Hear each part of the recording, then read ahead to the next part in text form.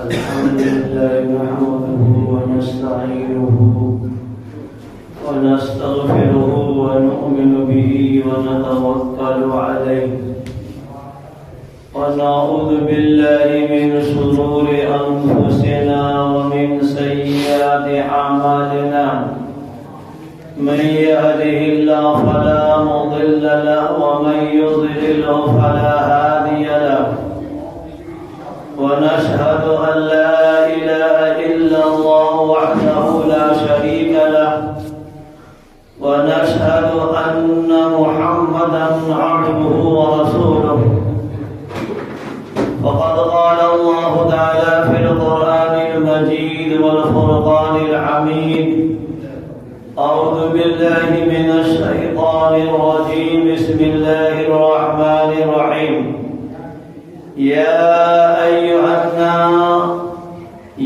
أيها الذين آمنوا قوا أنفسكم وأهليكم نارا وقودها الناس والحجارة رب اشرح لي صدري ويسر لي أمري واحلل عقدة من لساني يفقهوا قولي سبحانك لا علم لنا إلا ما علمتنا إنك أنت العليم الحكيم رب زدني علما رب زدني علما رب زدني علما صدق الله العلي العظيم. معزز بزرگوں، دوستوں، دینی بھائیوں، یہ آیت کریمہ جو ابھی آپ کے سامنے تلاوت کی گئی، پہلے اس آیت کریمہ کا مطلب و مفہوم سمجھ لیا جائے تاکہ بعد میں جو باتیں ہوں گی سمجھنے میں آسانی ہو۔ اللہ رب العزت ارشاد فرما رہا ہے یا ایھا الذین آمنوا، اے ایمان والو، قوا انفسکم، بچاؤ، قوت بچاؤ، انفسکم، اپنے آپ کو، واہلیکم، اور اپنے بال بچوں کو، کس سے بچاؤ؟ نارا، آگ سے۔ اے ایمان والو، اپنے آپ کو اور اپنی اولاد کو آگ سے بچاؤ، جہنم کی آگ سے بچاؤ۔ وقودها الناس والحجارہ، وہ آگ ایسی ہے جس کا ایندھن لکڑی اور کوئلہ نہیں ہے، بلکہ اس کا ایندھن انسان اور پتھر ہے۔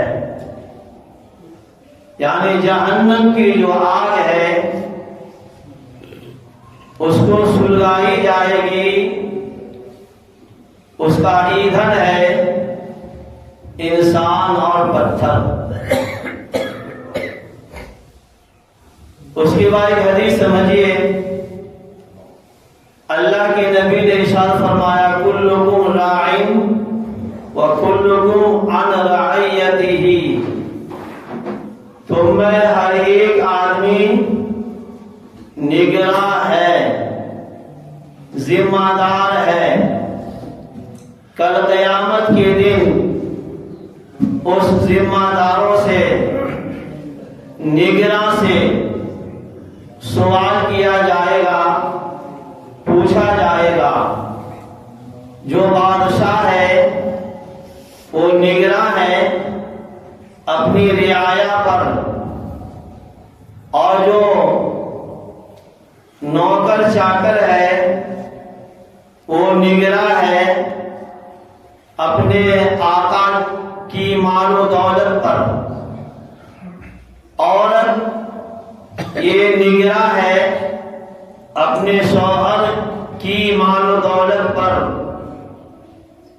شوہر شوہر نگراں ہے بیوی پر اور اپنے بال بچوں پر، اگر اس میں کوتاہی ہوئی، تساہلی ہوئی، تو قیامت کے دن ہر آدمی سے پوچھا جائے گا۔ میرے بھائیوں، یہ اولاد جو انسان کے لیے ایک بڑی نعمت ہے اور اللہ رب العزت کی جانب سے بڑا سرمایہ ہے، اگر ہم نے اپنی اولاد کی اچھی طرح تربیت کی، اس کو دین کے لائن سے جوڑا، دین پر قائم کیا، تو یہ اولاد قیامت کے دن ہمارے لیے صدقہ جاریہ بنے گی۔ اور اگر ہم نے اولاد کے بارے میں کاہلی اور سستی سے کام لیا، تو یہی اولاد قیامت کے دن ہمارے لیے گناہ جاریہ بنے گی۔ اس لیے اللہ رب العزت نے جو اولاد کی شکل میں ہمیں نعمت دی ہے، اس کی قدر کریں، اس کی اچھی تربیت کریں، ان کے حقوق کو ادا کریں۔ جب ہم قرآن و حدیث کا مطالعہ کرتے ہیں تو یہ بات واضح طور پر سامنے آ جاتی ہے کہ والدین کے اوپر اولاد کے کم و بیش 6 حقوق ہیں، اور والدین پر اولاد کے 6 حقوق ہیں جن کی ادائیگی ماں باپ پر لازم اور ضروری ہے۔ پہلا حق کیا ہے؟ پہلا حق یہ ہے کہ جب بچے کی ولادت ہو، بچے کی پیدائش ہو، تو والدین کی ذمہ داری بنتی ہے کہ اس کے دائنے کان میں آذان دی جائے، بائیں کان میں اقامت کہی جائے۔ یہ آذان کون دے گا، اقامت کون کہے گا؟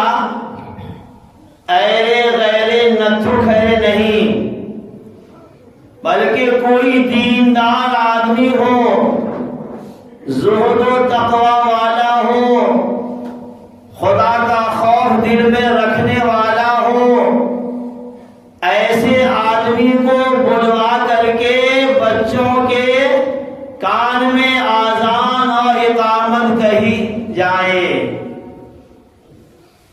کیوں؟ تاکہ دنیا میں آنے کے بعد بچے کے کان میں جو پہلی آواز جائے وہ اللہ کی وحدانیت اور رسول کی رسالت کی آواز ہو۔ آذان کیسے دینی چاہیے، یہ بھی مسئلہ ہے۔ آذان بچوں کے کان میں کیسے دینی چاہیے؟ ایک آذان تو وہ ہے جو مؤذن صاحب 5 وقت پکارتے ہیں، اللہ اکبر اللہ اکبر، شہادت کی انگلی کان میں دیتے ہیں، اور آذان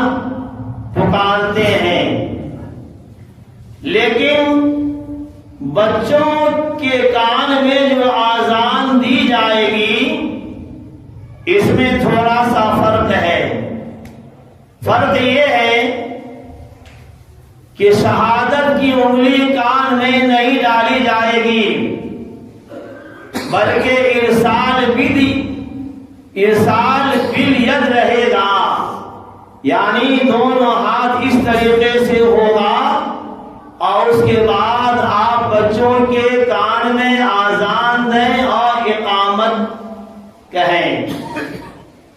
ماشاءاللہ آج اس سنت پر تقریباً ہر ایک ماں باپ کا عمل ضرور ہے، چاہے جیسا بھی آدمی ہو، پڑھا لکھا طبقہ ہو یا جاہل طبقہ ہو، ہر آدمی کو معلوم ہے کہ جب بچہ پیدا ہو تو اس کے کان میں آذان و اقامت کہی جائے۔ لیکن ایک جو نبی کی سنت ہے اس سنت کو ہم اور آپ نے زمین میں بالکل دفن کر دیا ہے۔ وہ کیا سنت ہے؟ وہ سنت یہ ہے کہ آذان اور اقامت کے بعد بچوں کی تحنیک کی جائے۔ تحنیک کسے کہتے ہیں؟ تحنیک کا مطلب یہ ہوتا ہے کہ کسی اللہ والے کو بلوایا جائے اور وہ کھجور یا کوئی میٹھی چیز چبا کر کے پیدا ہونے والے بچوں کے منہ میں ڈالے، تالو میں لگائے، اس کا نام تحنیک ہے۔ ایک صحابی ابو موسیٰ اشعری رضی اللہ تعالی عنہ وہ بیان فرماتے ہیں کہ جب میرے یہاں لڑکا پیدا ہوا تو میں اپنے بیٹا کو اٹھایا اور اللہ کے نبی کی خدمت میں حاضر ہوا۔ اللہ کے نبی نے تحنیک کی اور میرے بیٹے کا نام ابراہیم رکھا۔ تو اس تحنیک کو بہت سارے حضرات جانتے بھی نہیں ہیں، اور اگر جانتے بھی ہیں تو اس پر عمل نہیں ہوتا ہے، الا ماشاءاللہ جو علماء کرام ہیں، جو مسئلے مسائل کو جانتے ہیں، وہ تو تحنیک کرواتے ہیں، لیکن عام طور سے آدمی آذان تو دلوا دیتے ہیں لیکن تحنیک کی جو سنت ہے اس سنت کو چھوڑ دیتے ہیں۔ تو دوسرا یہ ہے کہ اس کی تحنیک بھی کی جائے۔ دیندار آدمی سے ہر جگہ دینداری کی بات آتی ہے، دیندار آدمی ہونا چاہیے۔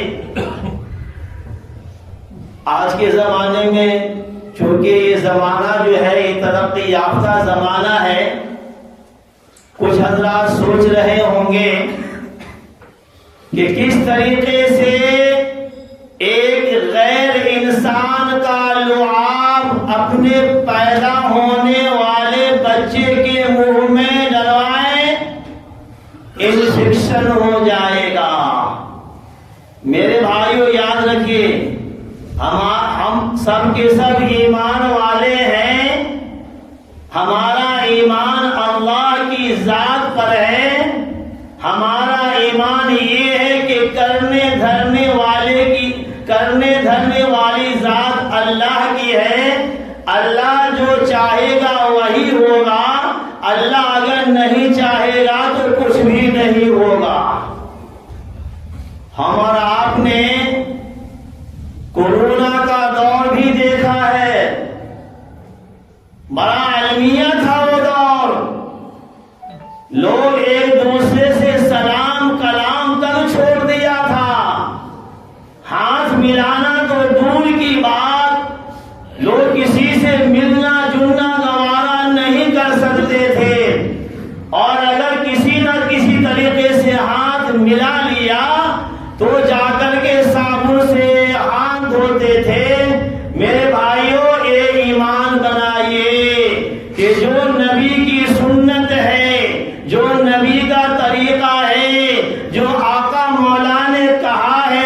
اس میں شفا تو ضرور ہے، بیماری کبھی بھی نہیں ہو سکتی۔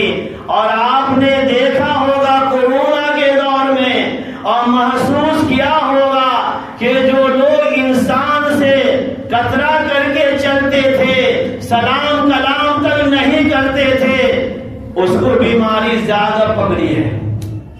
اور جو آدمی اللہ کی ذات پر بھروسہ کرتے ہوئے لوگوں سے کھل کر کے ملتے تھے، اللہ کا شکر ہے کہ بیماری اس سے دور رہی۔ تو یہ سوچنا کہ ہمارے بچے کے منہ میں دوسرے کا لعاب جائے گا، انفیکشن ہو جائے گا، یہ ہمارے ایمان کی کمزوری ہے۔ ایمان بنائیے کہ کرنے دھرنے والی ذات اللہ کی ہے، لہذا اس تحریک کی سنت کو زندہ کریں۔ اگر ہم نے اس سنت کو زندہ کیا، جس سنت کو آج ہم لوگوں نے دفنا دیا ہے، آقا مولا نے فرمایا کہ جو آدمی ہماری ایک سنت کو زندہ کرے گا، وہ سنت جو مردہ ہو چکی ہوگی کوئی آدمی زندہ کرے گا، خالق کائنات اس آدمی کے نام اعمال میں 100 شہیدوں کا ثواب لکھے گا۔ اس لیے بچوں کی تحنیک کیجئے۔ تیسرا حق بچوں کا ہے، کیا ہے؟ تیسرا حق بچوں کا یہ ہے کہ اس کا عقیقہ کرنا چاہیے۔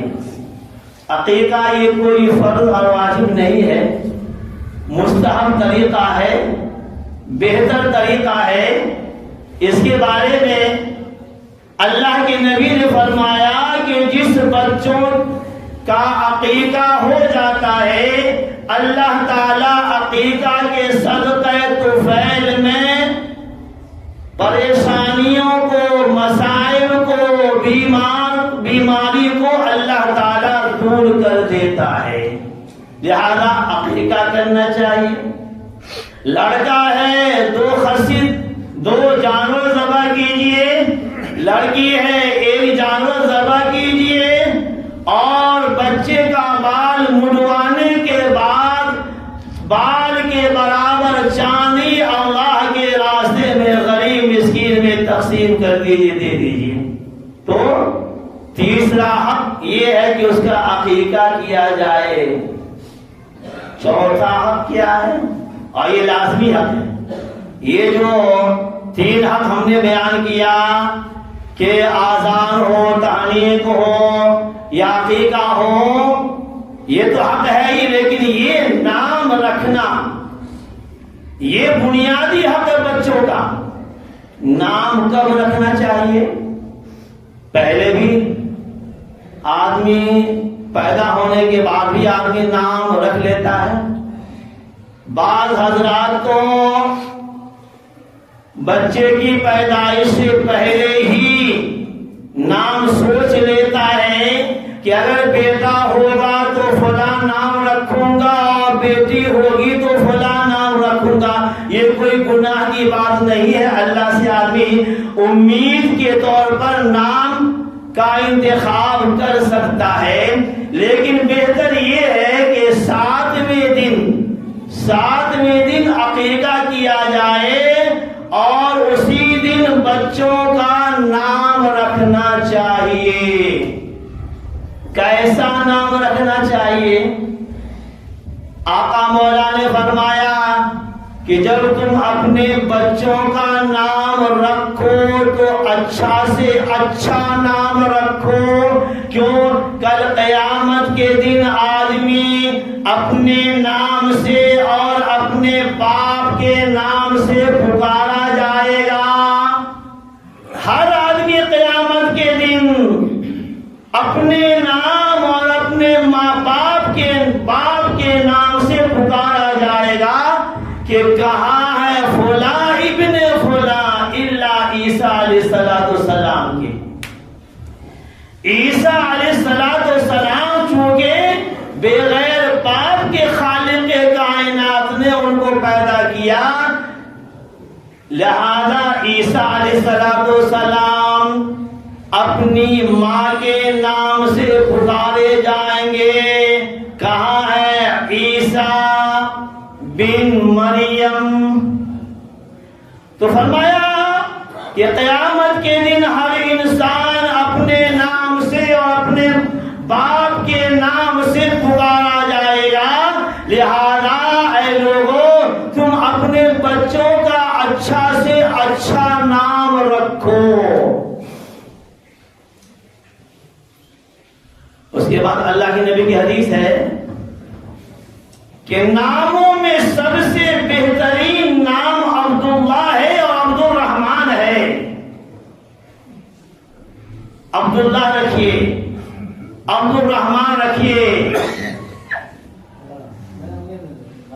عبداللہ رکھیے، عبد الرحمن رکھیے، یا انبیاء کرام کا جو نام ہے وہ نام رکھیے، صحابہ کا جو نام ہے وہ نام رکھیے۔ آج کل نام کے بارے میں بڑا المیہ ہو جاتا ہے، خاص کر کے ہم جیسے لوگوں کے لیے کہ امام صاحب بچہ پیدا ہوا، بچی پیدا ہوئی، اچھا سے اچھا نام رکھیے، ایسا نام رکھیے کہ محلے میں اور شہر میں ایسا نام کسی کا نہیں ہو۔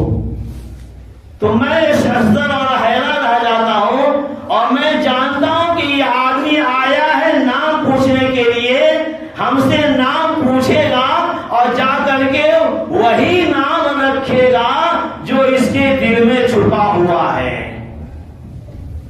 وہی نام رکھے گا جا کر کے۔ آج کل لوگ کہیں گے ایسا نام رکھیے کہ کچھ نہ کسی کا نہیں ہو، حالانکہ ایسا مسئلہ نہیں ہے۔ مسئلہ یہ ہے کہ اچھا سے اچھا نام ہونا چاہیے، اگرچہ آپ کے محلے میں 100 نام اس جیسا کیوں نہ ہو۔ فاطمہ زہرا رضی اللہ تعالی عنہا یہ جنت کی عورتوں کی سردار ہے، اور آقا مولا کی چہیتی بیٹی ہے فاطمہ زہرا رضی اللہ تعالی عنہا۔ انہوں نے اپنی 3 بیٹی کا نام اپنی بہن کے نام پر رکھا۔ ہم اور آپ جانتے ہیں کہ اللہ کے نبی کی 4 بیٹیاں تھیں، حضرت زینب رضی اللہ تعالی عنہا، حضرت رقیہ رضی اللہ تعالی عنہا، حضرت ام کلثوم رضی اللہ تعالی عنہا، حضرت فاطمہ زہرا رضی اللہ تعالی عنہا۔ تو فاطمہ زہرا رضی اللہ تعالی عنہا نے جو اپنی بچیوں کا نام رکھا وہ خالہ کے نام پر رکھا۔ ایک بچی کا نام رکھا حضرت زینب، دوسری کا نام رکھا رقیہ، تیسری کا نام رکھا ام کلثوم۔ ہم کہتے ہیں تو خالہ کا نام ہے، یہ تو پھوپھی کا نام ہے، یہ تو دادی کا نام ہے۔ میرے بھائیوں چاہے جیسا بھی نام ہو، جس کا بھی نام ہو، نام اچھا سے اچھا ہونا چاہیے۔ آج کل لوگ انٹرنیٹ پر جا کر کے نام چنتے ہیں، چاہے جیسا بھی نام ہو، چاہے اس کا معنی اور مطلب سمجھ میں آئے نہ آئے، ہاں انٹرنیٹ پر دیکھا لکھا ہوا ہے علیشہ، نام رکھ دیا دھڑلے سے علیشہ علیشہ علیشہ۔ بھائی علیشہ کے معنی کیا؟ کچھ بھی نہیں، علیشہ کوئی لفظ ہے ہی نہیں، اصل لفظ ہے عالی شان، شان والا، مرتبہ والا۔ علیجہ کیا معنی ہے؟ معنی نہیں، انٹرنیٹ پر دیکھ لیا، علیجہ کوئی لفظ نہیں، اس کا کوئی معنی یا مطلب نہیں، اصل ہے عالی جا، عالی جا اصل لفظ ہے۔ ایک نوجوان میرے پاس آیا ہوا کہ امام صاحب ہم نے اپنی بیٹی کا نام رکھا مرزا، بتائیے مرزا کے معنی کیا؟ ہم نے کہا کیا لکھا ہوا تھا انٹرنیٹ پر، یا صحیح بتائیے؟ یہی لکھا ہوا تھا، ہجے بھی تھا اور لکھا ہوا مرزا انگلش میں۔ تو ہم نے کہا کہ انٹرنیٹ پر جو بیٹھا ہوا ہے وہ عربی دان نہیں ہے، مسلمانوں کا نام چاہے بیٹا ہو یا بیٹی ہو، نام عربی ہو ہوتا ہے یا فارسی زبان میں نام ہوتا ہے، اور وہاں تو سب انگلستان بیٹھے ہوئے ہیں، ان کو کیا خبر کہ منزہ ہوگا کہ منزہ ہوگا؟ تو ہم نے لغت میں دیکھا، ڈکشنری میں دیکھا تو اصل لکھا ہوگا منزہ، منزہ کے معنی ہے پاک، صاف ستھرا وغیرہ۔ اسی طریقے سے آج کل آپ گناؤ جین، جین کوئی نام ہے، یہ کوئی نام ہے جناب؟ آپ نے انٹرنیٹ پر دیکھا جین؟ ارے کسی پڑھے لکھے آدمی سے پوچھتے کہ یہ لفظ صحیح ہے یا غلط ہے؟ اصل لفظ زین۔ آپ نے قرآن کریم جب ہم آپ ختم کرتے ہیں تو آخر میں دعا ایک آتی ہے، اس میں یہ لفظ آیا وَزَيِّنْ أَخْلَاقَنَا، وَزَيِّنْ أَخْلَاقَنَا، اے اللہ آپ ہمارے اخلاق کو صاف ستھرا کر دیجئے، پاک صاف کر دیجئے۔ تو اصل لفظ ہے زین، لیکن لاکھ سمجھائے معنی تیار نہیں۔ لاکھ سمجھائے، کوئی کہے گا نام رکھ دیا، مرزا ہی رہے گا، علی شاہ ہی رہے گا، علی جا ہی رہے گا، اس لیے کہ عقیقہ اسی نام سے ہوا۔ یہ کہاں سے مسئلہ آ گیا بھائی؟ ارے نام اگر غلط ہے تو بڑھاپے میں بھی اس کو بدلا جا سکتا ہے۔ اس لیے میرے بھائیوں، اپنے بچوں کا جب نام رکھیں تو کسی پڑھے لکھے آدمی سے پوچھیں، اس کا معنی اور مطلب سمجھ کر کے نام رکھیں۔ تو چوتھا حق اولاد کا یہ ہے کہ اس کا اچھا سے اچھا نام رکھا جائے، اور پانچواں حق کیا ہے؟ پانچواں حق یہ ہے کہ اس کی اچھی تربیت کی جائے۔ قرآن کریم نے کہا یا ایھا الذین آمنوا قوا انفسکم واہلیکم نارا، کہ ایمان والو اپنے آپ کو بھی جہنم کی آگ سے بچاؤ اور اپنے بال بچوں کو بھی بچاؤ۔ قرآن کا یہ حکم ہے، اور ہمارا حال یہ ہے کہ ہم کہیں جا رہے ہیں، ہمارے بال بچے کہیں جا رہے ہیں، ہم مسجد میں تسبیح پڑھ رہے ہیں، تہجد کی نماز ادا کر رہے ہیں، 5 وقت کی نماز تکبیر اولیٰ کے ساتھ پڑھ رہے ہیں، لیکن ہماری اولاد کہاں جا رہی ہے؟ ہماری اولاد نماز پڑھ رہی ہے یا نہیں پڑھ رہی ہے؟ اولاد کے اندر پردہ ہے یا نہیں ہے؟ حلال و حرام کی تمیز ہے یا نہیں ہے؟ اسی کوئی فکر نہیں۔ تو کہا ہے ایمان والوں اپنے آپ کو بھی جہنم کی آگ سے بچاؤ، اور اپنے بال بچوں کو بھی جہنم کی آگ سے بچاؤ۔ کیسے بچاؤ؟ کیسے بچاؤ؟ جیسے تم اپنی اولاد کو دنیا کی آگ سے بچاتے ہو۔ دنیا کی آگ سے ہمارا آپ اپنی اولاد کو کیسے بچاتے ہیں؟ مثال کے طور پر ہمارا ایک چھوٹا بچہ ہے، گھر میں کھیل رہا ہے، نادان ہے، نا سمجھ ہے، اچھے اور برے کی تمیز نہیں ہے، گھر میں تندور جل رہا ہے، اور آپ کو یقین ہے کہ میرا بچہ تندور کی جانب آ رہا ہے، اگر ہم اس کو نہیں بچائیں گے تو وہ تندور میں گر جائے گا، جل جائے گا، مر جائے گا۔ تو وہاں پر آپ کیسے بچاتے ہیں؟ کیا وہاں پر تقریر کرتے ہیں کہ بیٹا ادھر مت آؤ، آگ جل رہی ہے، جل جاؤ گے، مر جاؤ گے؟ وہاں پر ہم آپ تقریر نہیں کرتے، سمجھاتے نہیں ہیں، بلکہ لپٹ کر کے اپنی اولاد کو گود میں اٹھاتے ہیں اور دور کمرے میں جا کر کے اس کو بند کر دیتے ہیں۔ تو کہا کہ جس طریقے سے تم اپنی اولاد کو دنیا کی آگ سے بچاتے ہو، اے لوگوں اسی طریقے سے اپنی اولاد کو بھی جہنم کی آگ سے بچاؤ۔ جہنم کی آگ سے بچانا ہے، کیوں؟ دنیا کی آگ کے مقابلے میں جہنم کی آگ 70 گنا تیز ہے. یاد رکھیے دنیا کی جو آگ ہے وہ اس سے جہنم کی آگ، دنیا کی آگ سے جہنم کی آگ 70 گنا تیز ہے. دنیا کی آگ ہم دیکھ رہے ہیں لوہے کو پگھلا رہی ہے، سونے اور چاندی کو پگھلا رہی ہے، حتیٰ کہ مٹی کو بھی ملائم کر رہی ہے. ہمارا عام دیکھتے ہیں بعض اینٹیں ملائم ہو کر کے ٹیڑھی میڑھی ہو جاتی ہے. تو یہ دنیا کی آگ ہے کہ لوہے کو پگھلا رہی ہے.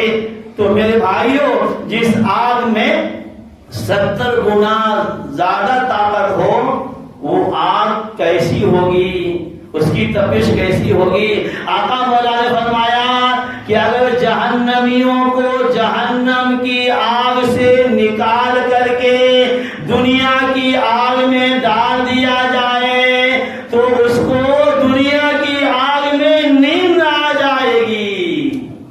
اللہ تعالی ہم سبوں کو جہنم کی آگ سے بچائے. تو میرے بھائیوں اولاد کا 5واں حق یہ ہے کہ اس کی اچھی تربیت کی جائے اور اس کو جہنم کی آگ سے بچایا جائے. کل قیامت کے دن آپ یہ کہہ کر کے علیحدہ نہیں ہو جائیں گے، اپنا دامن نہیں جھاڑ لیں گے کہ اللہ میں کیا کروں، میں نے تو اپنے بچوں کو سمجھایا تھا، اپنے بیٹے کو کہا تھا، اپنے بیٹے کو نصیحت کی تھی، اب نہیں مانا تو میں کیا کروں. ٹھیک ہے نہیں مانا، لیکن آپ نے کیسی نصیحت کی؟ صرف کہنے سے نہیں. جیسے آپ اپنی اولاد کو دنیا کی آگ سے بچاتے ہیں کہ گود میں پکڑ کر کے علیحدہ کر دیتے ہیں، کبھی آپ نے اس اولاد کو اسی طریقے سے جہنم کی آگ سے بچانے کی کوشش کیا؟ نہیں مانا تو کیا آپ نے اس کا بائیکاٹ کیا، اس سے آپ ناراض ہوئے، اس کا کھانا پینا بند کر دیا؟